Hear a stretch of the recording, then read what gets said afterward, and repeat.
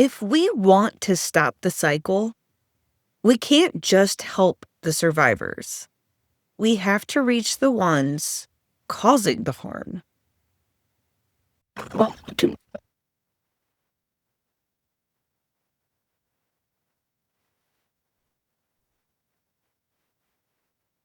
Today's guest is someone whose story and work will truly stay with you. Sophora is a licensed marriage and family therapist, trauma specialist, and the CEO of Restorative Pathways, an organization that supports survivors of domestic violence, human trafficking, and generational trauma. But Sophora is not just a therapist, she's a survivor. Practically deaf since childhood, she's faced personal and systematic challenges head on and turned them into fuel for healing, not just for herself, but for thousands of others. She brings warmth, humor, and raw honesty to some of the hardest conversations. And she's here today to talk about breaking the cycles of abuse, building self-worth, and what true restoration really looks like. Sophora, welcome to the show. Thank you. That was a lovely introduction. You were invited to everything that you get to introduce me to and just make me sound like the most amazing person. So thank you very much. Well, what you're doing is amazing and it's so important. I would say at least 90% of our families are fucked up. Yeah. Uh-huh. Yep. Absolutely. And still trying to get unfucked, basically, from, the generational trauma. I mean, I sure hope my kids are better off than I was. I think about that every day. I'm like, okay, am I screwing them up? I think I'm doing a good job. I think I'm doing better than my parents did. But yeah, it's been a wild ride so far. I'm turning 40 this year, and I'm hoping the second half of my life or the next 40 years is going to be a lot more chill than the first 40. Well, I can already tell you're doing better than your parents because you already recognize it. And that is the huge one. It took me into my 30s to realize I was a product of generational trauma. Oh, and it was eye-opening. Sure. So eye-opening. It's like, oh, so there's a reason why you are the way you are. Yes. Yes. I think there's a book called Why I Am the Way I Am. Read it quite a long time ago, but it wasn't until, gosh, I would say it was after my second was born. And so I was 32, 33. So well into my 30s before I was like, oh, this makes a lot of sense. And I feel like I had a better roadmap of how to deal with stuff. And that was on both sides of it. As you mentioned, I am a survivor, both of, childhood abuse and all the way through when I, left my house as a teenager. But then my first adult relationship, freaking surprise, surprise, was a very violent and, domestic violence relationship, which, I mean, statistically is a duh. But then when I did get into a safe relationship with my now husband, who I've been with for 18 years, I turned into the asshole because I did not know how to deal with somebody who was secure attachment and calm and didn't want to fight it out with me. And his angry was oh, I'm mad. And I'm like, what the fuck is happening right now? This doesn't. What are you? I don't get this. Yeah, this doesn't make any sense. And so there was a lot of work for me to do around all sides of it because I could have easily and was going down the path of, essentially turning into my dad, who was the abuser, because I didn't know how to deal with my own anger, my own trauma, nor how to actually be in a healthy relationship. That was never modeled for me. And so I felt like I had to go back to quote unquote people school. How do you healthily relate to people and conflict? If you would have told me conflict was not throwing things and slamming doors and screaming and insulting people and it was like an actual discussion of disagreement, I would have laughed. Like, I would have been like, that's funny.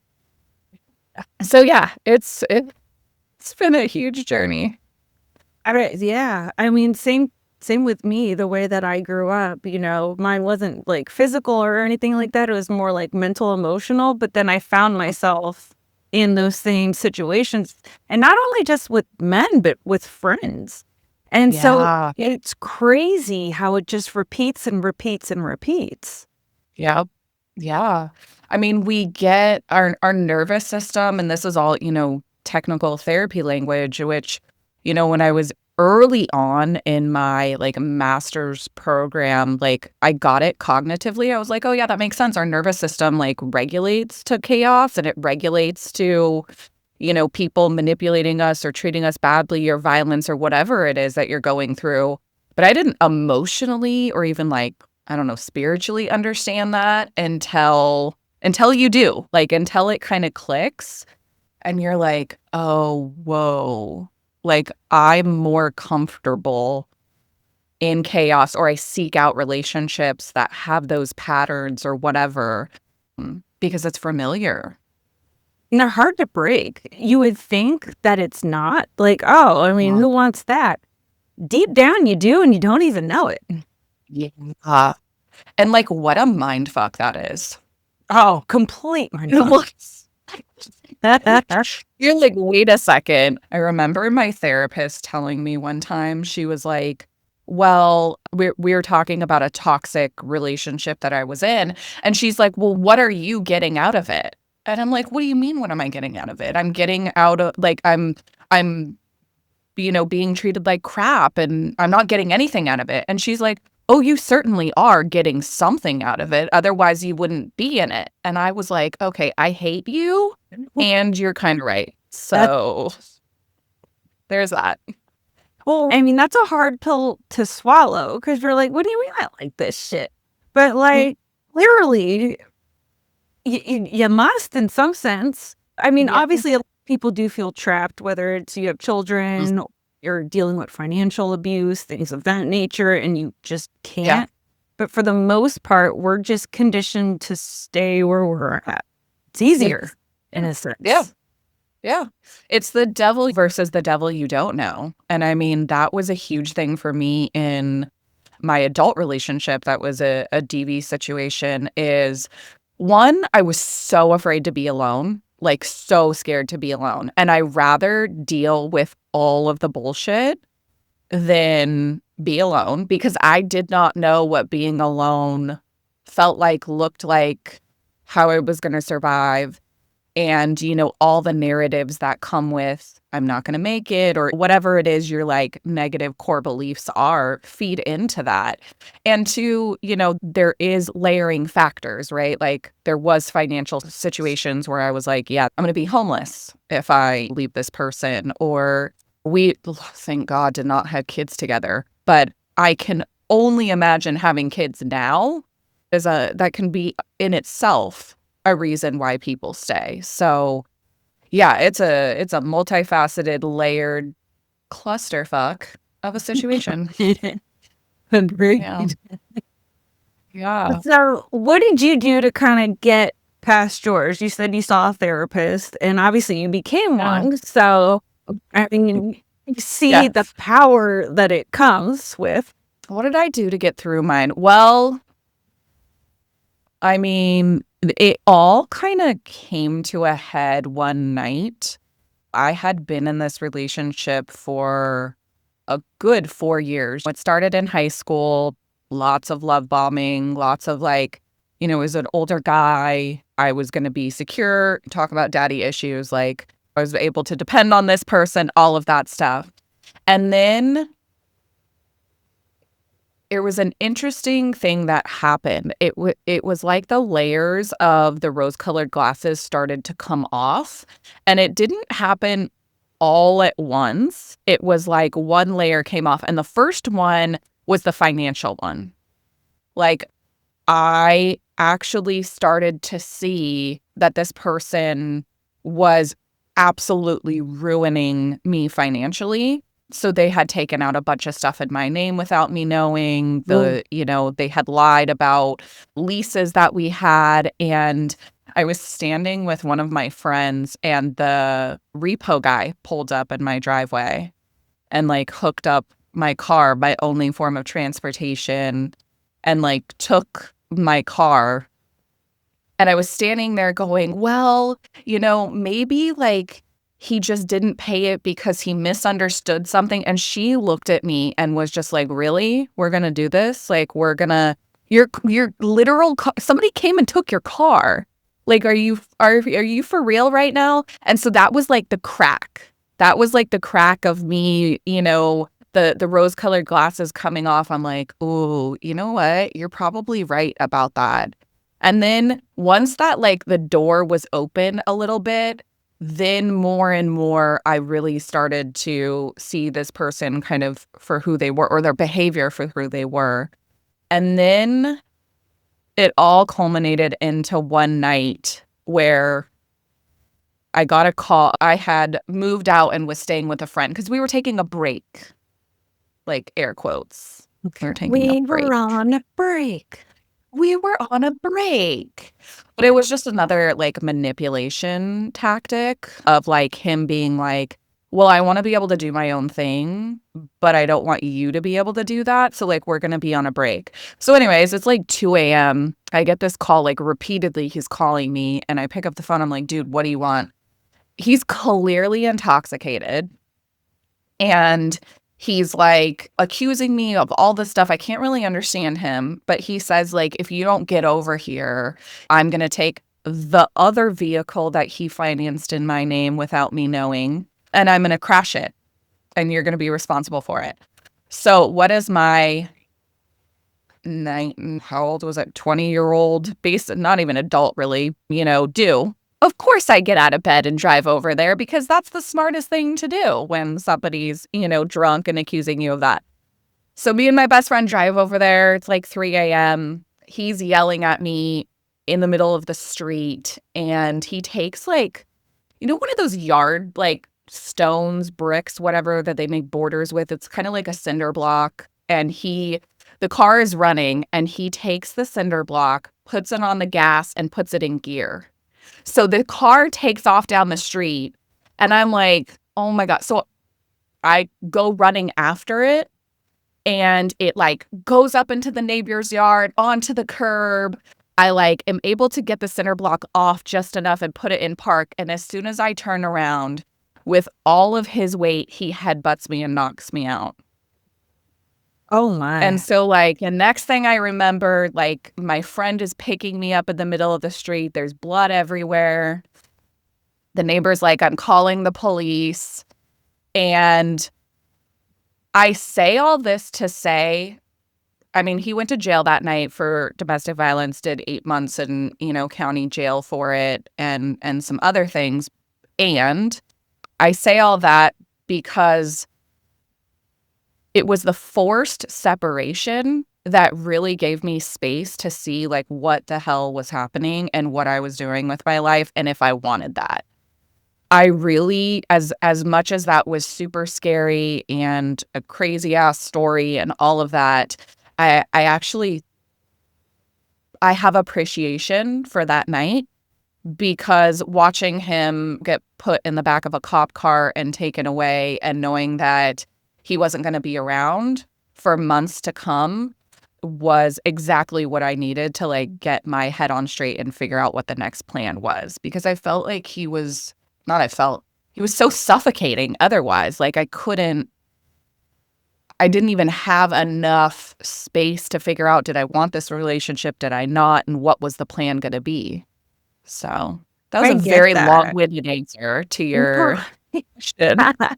No, but that totally makes sense. Like sometimes you need something to intervene, because who's to say, even though what happened to you is absolutely horrible, that you wouldn't have gone back only because you don't have that time to reflect.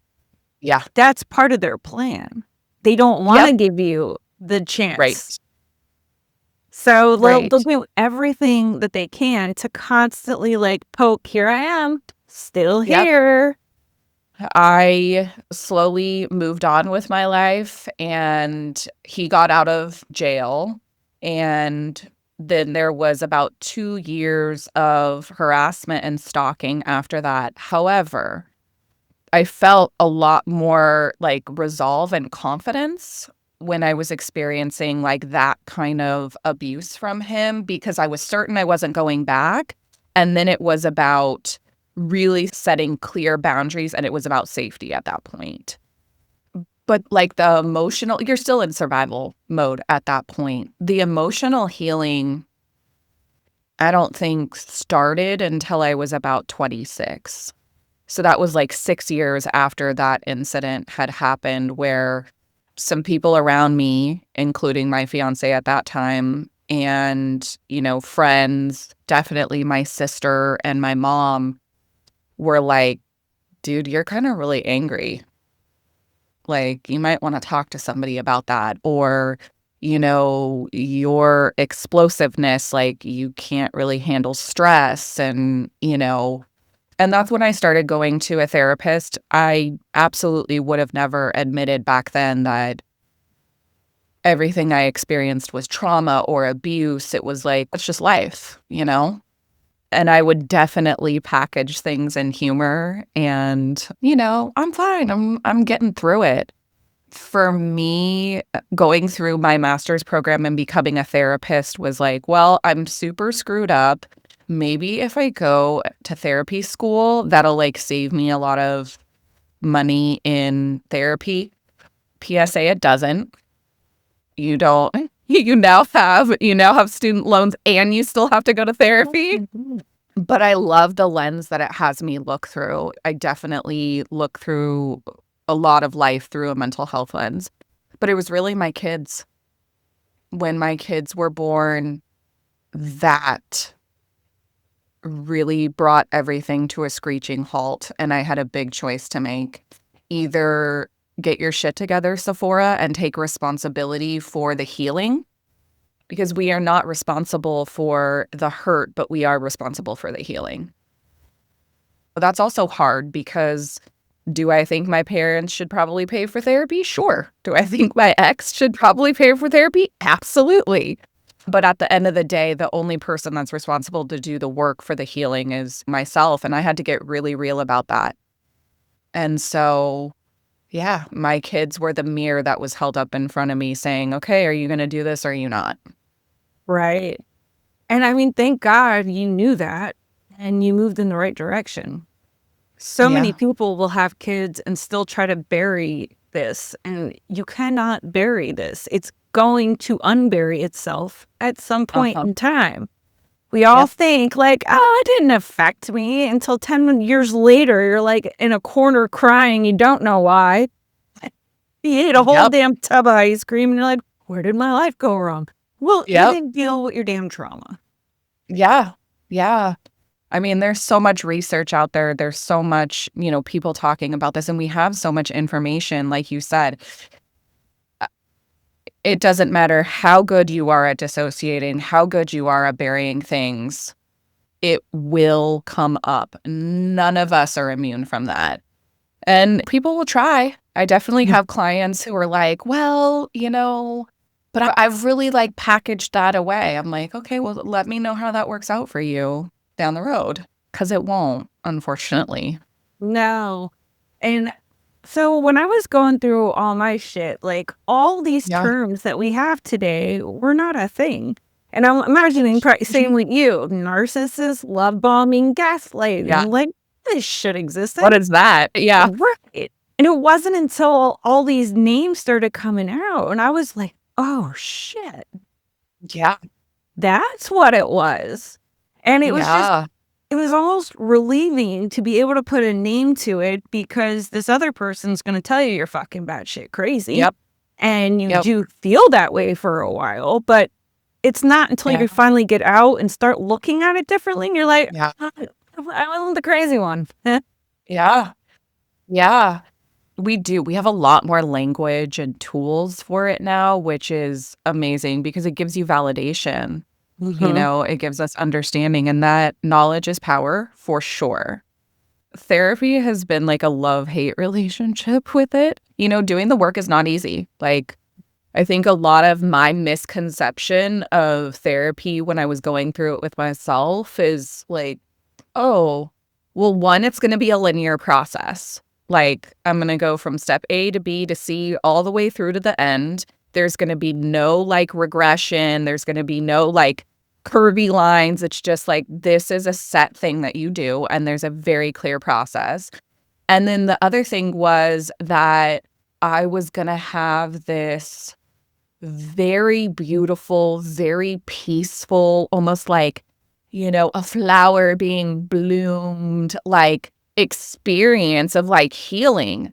Fucking healing hurts, dude. Like, it's rough. And when you've been through so much pain, like, I don't think anybody willingly wants to sign up for more.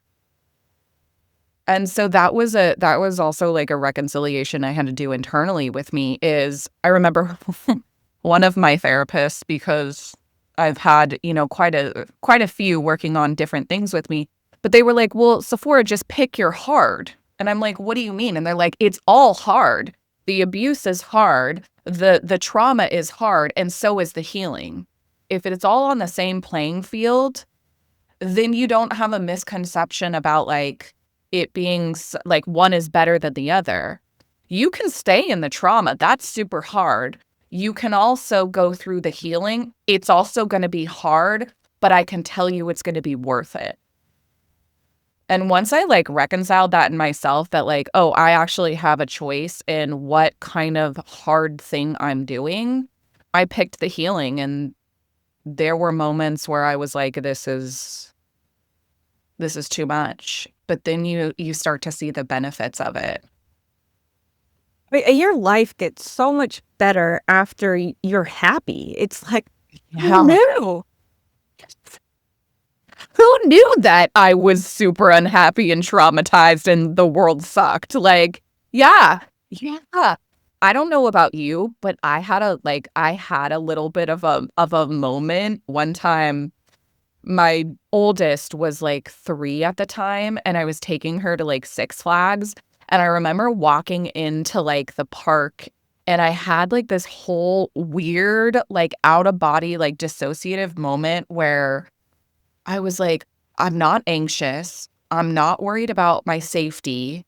I'm actually present with her in the moment, even though I was having like a whole dissociative like experience. I was actually like present in the moment, and I was happy. And I was like, holy shit, is this what non-traumatized people do? Like, is this how they live? This is amazing. And I wanted more of that. So there was definitely motivation there. I don't know about you, if there was a moment, like the first time you remember being happy and you were like, holy crap. I can remember the first time I felt like I wasn't suffocated anymore. Like, I didn't have to ask to hang out with friends. I didn't have to cover things up thinking I'm going to get in trouble for living my life. Like, once I was able to finally cut the cord, I felt like I can breathe. Yeah. And that was amazing. Because Yeah. when you're constantly worried about what the next person is going to say to you for talking on the phone or doing something that we all do, like, it's just suffocating. You miss a call, you look at your phone, there's 35 more. It's like, holy shit, it's suffocating. Yeah. I think that's a very visceral way to explain it, of that like suffocating feeling. I think anybody who's been in a DV relationship, like you get it. Like, you know what that feels like. And yes, to have that relief is like you actually like breach the water and are able to take a breath, and oh my gosh. Yeah. Yeah, like when the angry texts stop coming in and telling you how horrible you are. And all this, it's just like, peace. Yeah. When I very first started my career in this, which is about 14 years in, I've worked at what is now Restorative Pathways. We used to be called Ruby's Place. And one of our sites is the very traditional safe house emergency shelter for women and their children who are escaping domestic violence relationships. And that was where I first started my career. So I'm like sitting in the shelter. I would do intakes with folks. I would, do peer counseling with them and all of that. And I remember that there was this kind of interesting phenomenon that would happen. Like the first 72 hours that the women would get there, they would come into the front office in the morning and be like, "So what do I do?" And I'm like, Anything you want." And they're like, "What do you mean?" And I'm like, "Well, do you want to eat breakfast? Do you want to go for a walk? Do you want to sit out on the patio? There's an art class." And they were kind of stunned by that. They were, you're so used to being in a controlled environment or having somebody being like, "What are you doing? Where are you going? What's happening?" That they were like in this almost state of shock of like, "Well, don't you just tell me what to do? Like, don't you just, isn't there like a schedule, a strict thing that I have to follow?" And I'm like, "No, you have autonomy over all of your decisions." And it was like, they would almost like kind of recoil at that because they didn't know how to handle it. And it took a while to like lean into like, "Oh, I get to do what I want." I have so many guests that come on and they say, like, once they get to that point, sometimes they have a hard time even remembering what it was that they liked to do. Like, well, what Yeah. do I want to do? What was I good at? What did I like to do before this person completely wiped my calendar clean?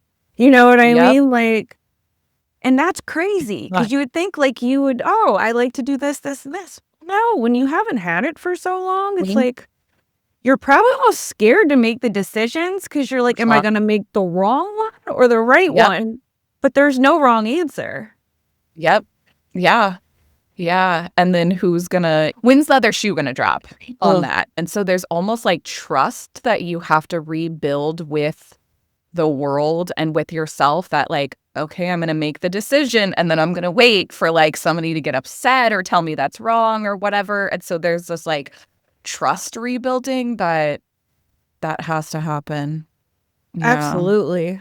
You do. And you have to start to trust yourself again because what's the number one thing we all do when we get out? We are mad at ourselves. We are Oh, embarrassed. yes. We are like, how could I have been so stupid? And so Yep. many people are such successful business women and businessmen, because this happens to men too. And Yep. they're like, but I'm smarter than this. Yeah. How did this happen? And it's like, Yep. honey, it does not choose on what Mhm. you do for a living. Yep. Yeah. I think that was a huge thing for me. People often ask me, or even people that were around me, my mom in particular was like, "Well, why didn't you come to me for help?" Or like, "Why didn't you tell me?" Because I was fucking embarrassed, dude. Because you raised me better than this. Because I saw it in our own home from my dad, and I swore that that would never happen to me. Like I made a promise to myself, and then I found myself literally in that exact same spot. So, I think the biggest critics come from internal, right? Oh, Which is yeah. part of how it keeps us stuck is like we're embarrassed, we're mad at ourselves, we're ashamed. Like, I mean, there's a whole probably series on the shame that comes with being in a DV relationship. And I do not consider myself, I am not a quiet woman. I am not the like, I don't know, doormat-y-ish, and not that, any of us should be, but I'm very assertive, and some even would call me aggressive and stuff like that. So it was even more for me. I'm like, how could this possibly happen? Like you have that stereotypical image in your mind of what a domestic violence relationship looks like and who the players are in it. Oh, for sure. And you're like, something's not matching up. But Yeah. the thing is, which is crazy, is everything that we think everyone else is thinking, they're not. It's what we are feeling ourselves, which is the Yep. worst. And we've got to change that dynamic because you can't listen to that bitch. Yeah. Yeah. I mean, that inner critic is probably the one that I've spent the most time with in therapy, like really getting to know and why they're there and setting boundaries with it and rewriting those narratives. Because, I mean, that critic will have you tied up in knots mentally, physically, emotionally. It can really take control of your life. Oh, for sure. When you were growing up, your dad was in a crime gang, right? Oh, yeah. Well, oh, yeah. Yeah. Fun fact. We were doing like things that you don't know about, each other in this group one time. And I was around a group of people that I like knew pretty well, but they didn't know this. And I was like trying to think of something like, what could I say that like they don't already know about me? And I was like, oh, my dad was in a biker gang. And they were like, shut up, dude. You're lying. I'm like, no, swear to God, he was. Yeah, so my dad was in a biker gang growing up, and so I saw quite a bit of violence even before the age of 6. Some stuff that and it's so weird for me to say now because I know cognitively that this is like not the right thing, but like emotionally, I just thought that was everybody's life. Like I did not know that that wasn't normal for you to see people get beat up to the point that like they're carried off unconscious, or your dad tell you, hey, go grab all the guns and put them under the bed. Like, I'm like, well, all 5-year-olds do that. Like, all 5-year-olds know how to like load and unload a gun. Like, no, they don't. So yeah, it was an interesting life. He left after a pretty big gang fight went down with another gang. They came in and killed our dog and threatened that the children would be next. And so my dad had a choice and within 24 hours packed us up and moved us to the mountains and, kind of detached himself from that. I mean, at least from my 6-year-old point of view, I'm sure he was still very involved because you don't just leave gang life. But, for us, slowly detached, like me and my mom and my sister from being in the midst of it. But yeah, see, I've unfortunately seen some crazy shit. I'm writing a book right now, which will be out next year about that. And I detail a lot of it. But one of the childhood memories that I have of my dad that I can remember like clear as day, I was probably like 6, 7. My sister was just a baby, and our babysitter, we were hanging out in the house, and my dad, comes through the house stomping, and he's like super upset. Some stuff had gotten stolen. People were showing up that were clearly not part of like my dad's crew. And like, you knew there was tension in the air, like gang turf war shit was going down. And my dad went into the bedroom and got his crossbow because that's normal, because everybody has a crossbow, right? I mean, you have one in your closet, correct? Yeah. I mean, we all do. Yeah. So my dad goes in and gets a crossbow, and then he's like out in the shed and he's like rifling through things looking for something. And I'm like going out there. I'm like, what are you looking for? And he's like, get back in the house, and I'm like, okay. So, the babysitter kind of like ushers us back in the house. And all of a sudden, my dad is at the very back of the property, standing on our motorhome, like a very dilapidated motorhome. Don't get me wrong. We were not like fancy people, but like very dilapidated motorhome with his crossbow and a megaphone. He's I'm getting he's the picture of like one of those zombie apocalypse. Correct. 100%. Yes. Like zombie apocalypse, like Walking Dead scene. Correct. Absolutely. You nailed it. So he's standing on top of this, motorhome. Me and like the babysitter and my sister are like peeking out the window, like what is happening? And my dad's on the megaphone and he's calling to the I don't know, neighbor person like a block away, a family member of an opposing gang member. So he's like calling him out, like yelling across the neighborhood, like a block over. And he says, I know you took my shit. I know you've been on my property. I'm going to shoot one of your dogs right now. And if you don't give me my shit back by sundown, I'm shooting the other one.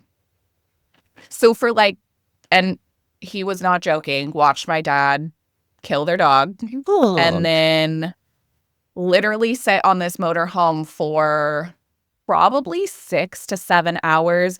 It was like laying down, singing into the megaphone, standing up, yelling, like taking a coffee break. At one point he was singing Mr. Rogers, Won't You Be My Neighbor? Like my dad, my dad's like the definition of like war veteran, PTSD, like psycho, untreated, like max trauma. Like that's my father. And then at the end of the day, unfortunately, the second, he shot the second dog. And that's what started the literal, gang war that happened in our neighborhood. And we were rushed out of there pretty quickly. But yeah, that's like a little window into my childhood. So I'm doing great considering all that.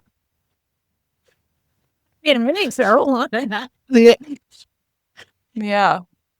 I mean, I can totally see how like love and stuff like that can be kind of like diluted at that point when you're like, it's totally normal. Like, Everybody's dad does that, right? Yeah, absolutely. And obviously, like I say it with someone's joking, like the adult me can say that because get real therapeutic here for a minute. Like the adult me didn't experience that, the child me did. And I've had to do a lot of work with the child me because she holds a lot of those wounds. She saw shit that one, no person should see, and definitely not a child. And there was, more trauma, layered in there. It's no wonder that the first man who was older than me that had things and showed me love, I was like, oh my God, yes, because one, I didn't understand what unconditional love was. I didn't understand what safe love was. And so it makes so much sense to me now why I would end up in that. And then, why I also had to be really careful and do a lot of work on myself because that anger can also be a really big facet to refueling a lot of that trauma. oh, for sure. I mean, little things can trigger you. I mean, but this is like lifelong. So you can do all the therapy you want. Your journey is never there. Like you're going to keep going. It doesn't end. But that's the beauty of it. If you still don't like something today, it can be fixed tomorrow. So yeah. I used to get really kind of frustrated at that because I'm like, dude, what do you mean my journey is never going to be over? Like, I'm always going to be triggered by this, or I'm like always going to have these wounds. And I saw something, I think this was only like a few months ago, where it was like, it's not that our wounds never heal. It's that our perspective changes and we get to look at that wound at a different angle or a different layer. So it's like we're healing these layers of these wounds. And as we like grow and progress and all of that, when we do bump up against them or we are triggered with them, the healing isn't like, oh, we're just repeating it. It's another perspective or another layer of that wound that we get to go in and look at or heal or tackle. And I think that was really helpful for me because I was like, dude, this feels like a never-ending cycle. And so I love that, the beauty of that perspective. right. Hypnotherapy and stuff like that. They're like, oh, you just put a new suggestion in. And it's like, if it was that easy, that'd be great. But I love the idea of it for sure. Yeah. I did some studying in that. And I'm like, can I heal myself? And I was like, no. Yeah. Yeah. I wish. When you figured that out, let me know, okay? Absolutely. So let's talk about the work that you're doing with Restorative Pathways. Do you guys still take in people who are seeking shelter for domestic violence? Absolutely. So we have coming up 9 sticks and bricks facilities across California and in Colorado. Our founder actually started the first domestic violence shelter in the country. And that shelter still exists today. It still operates. It's in Hayward, California. We are in terms of California, we are primarily in the Bay Area. And we have several shelters that focus on lots of different populations. So whether you're a mom with kids, you're a dad with kids, we have shelters for single folks, 18 to 24, that transition age youth population. We do also have shelters for minors, so 12 to 17 years old who are experiencing violence in their home. We have shelters for them. And then we've got ones for families, and we even are able to bring in pets. So yes, emergency shelter and transitional shelter is always going to be a part of what we do. It's at the heart of our mission and really where our founder started. And, over the 54 years that the agency has been running, we have expanded pretty significantly, meaning we now have a trauma recovery center where we've got a psychologist and a psychiatrist and therapists and nurses and kind of the whole team to really surround you in your healing journey. We have case management, so all the layers that come in with what's next. Is it housing? Is it employment? Like, where do I even start? That team is there to help. And then we have a really robust housing team. So folks who are needing rental subsidies while they're getting back on their feet. And then we have an outreach team that's really there to bring awareness around this. And then our newest department, which is really my baby, I've been working on it for the last 10 years, really came out of thinking about where is my dad and where is my ex? Are they abusing the next person, and how many people are they going to impact? And what if we were to go to the source? What if we were to work with the people who cause harm? Because as we know, the majority of them were once victims themselves. And can we stop domestic violence from perpetuating to the next person and the next generation if we work with them? And so we started a program called Restorative Action for Family Transformation. And last year, we opened the first residential facility with wraparound services for those that cause harm. So they come into our shelter. They are met with counselors and advocates who are holding them accountable for their behavior, who are looking at what behavior change needs to happen. We are looking at their own trauma. And there is an opportunity for restorative justice with the victim if the victim wants it. I love that. We need more of that because hurt people hurt people. Yes. It's proven. So if we can start to untangle what other web that they're dealing with, I mean, this world would be such a different place, especially like with children. If you are, a victim very young, we start getting you into the therapy you need so you don't become a future predator or a future abuser. And these are the things that we need. So that is amazing. I wish you were all over the world. That is the plan. That is the plan. We're doing academic research behind it. And look, this program is proven. It came from New Zealand. They've been doing it for a long time. And so we have really high hopes for it here in the US. And the plan is to expand it to different areas. And we're getting a lot of good feedback.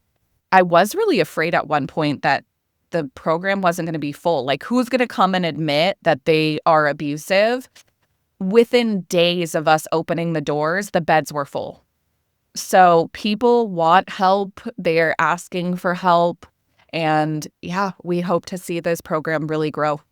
Oh, that is amazing that people can actually identify it, because most people will be like, there ain't nothing wrong with me.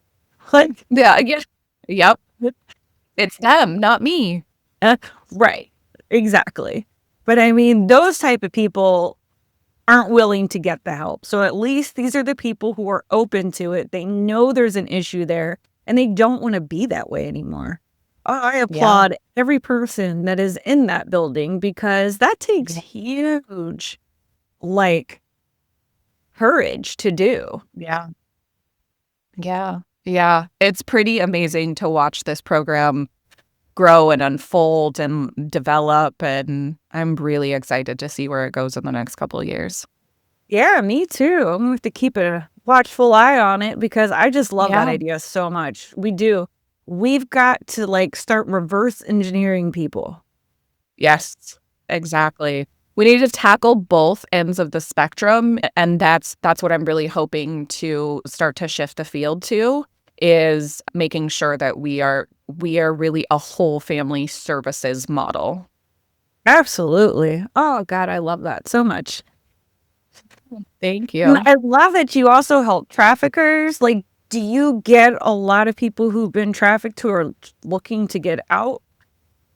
Oh, 100%. We at Restorative Pathways, we specialize in two different areas of interpersonal violence, and that's domestic violence and human trafficking. And often they can be intertwined together. And some of our bigger shelters are for those who have been trafficked. Unfortunately, it's pretty prevalent in the United States and particularly in California. Oakland, where several of our shelters are based, unfortunately, is a hub for child trafficking. And so we really made it a point to open quite a few children's shelters in the area to really start to make an impact on that. And that program will continue to grow until we figure out some solutions around this trafficking issue. Absolutely. I actually, did you see The Sound of Freedom? Yes. Yeah. So I just had Paul Hutchinson on the show, and Okay. he's doing amazing things. Only, I mean, he was on over 70 missions to help Yeah. recover these children. And I think Yeah. if we just have more people like you and him and all working to it, the problem is we need to stop the buyers. If there Yes. is no Yep. need, there's no. I mean, you hit the nail on the head. And I think there's a lot of work to be done in terms of education and, frankly, consequences and the impact that buyers are having. Because I think there's a lot of misconception that, oh, well, I'm not really hurting anybody because they're willingly doing this or they don't look like they're hurt or, whatever it may be. And so, yeah, I mean, needless to say, the world of like human trafficking is 20 years behind the progress that we've made in domestic violence. And so we are going to keep working on it. But there's a lot of work to do for sure. Right. It just always blew my mind. Like, I don't, you know what? I don't want to get it. Because I'm like, I don't understand Right. why someone is attracted to a No, child. But I'm like, is it yeah. something you really want to get? Like, no. Or, No, you don't. You don't. I do have to shut off, especially with like me having children now. Like, I feel bad for my kids because I'm like, you're not doing anything ever. Like, that's just the way it goes. But you don't want to understand that kind of like evilness that humanity can do to each other. It's just, I don't think it's anything that we want to like truly try to wrap our minds around. Yeah, we need to figure out solutions, but it'll break your brain trying to understand that. right. And unfortunately, a lot of the predators were also victims themselves, and they didn't Correct. get the help that they needed. So it's Yep. just a vicious cycle of people hurting Yes. each other. And we ought to nip that in the ass. And you Yep. guys are on the right way of doing that by saying, hey, you got a problem, admit it, walk through our door, we got you. So I Yeah. love that so much. I'm going to make sure I put all the links in the show notes. And is it okay Please. to have you on my website? Absolutely. Would love that. Okay, because this is important shit. And I want anyone who's listening, if you do have a problem, don't. You have more courage admitting that you have a problem and go get the help than sitting there and acting Yes. like you don't and hurting yourself and other people. So Yeah. nobody's judging you. They're judging you for not getting No. help, not for getting help. Yeah. One of the things that I think needs to be made clear is this is not a punitive, like, let's shame you for everything. Like, let's get to the root issue. Like, let's figure out what that is so that you can also live a healthy and peaceful life too. Majority of people don't want to hurt the people that they love. They're stuck in their own fucked up cycle. So, yeah, we're here. Let's talk about it. Absolutely. Was there anything else that you wanted to add? I don't think so. I think you covered it all. Anybody needs help, no matter what side you're on, please go to our website, restorativepathways.org. I do individual coaching for people. Our agency has all of the collective resources, so we're here. Awesome. Love this so much, Sophora, and I want to thank you so much for being here. This was like golden nuggets. Thank you for having me. Of course, it was a pleasure. If this story moved you, share it with someone who needs to hear it. Don't forget to follow, rate, and review. It helps more survivors find our community. Do you want to be part of the conversation and share your story? Visit truecrimeconnections.com. Until next time, be safe, be seen, and never forget, your story has power.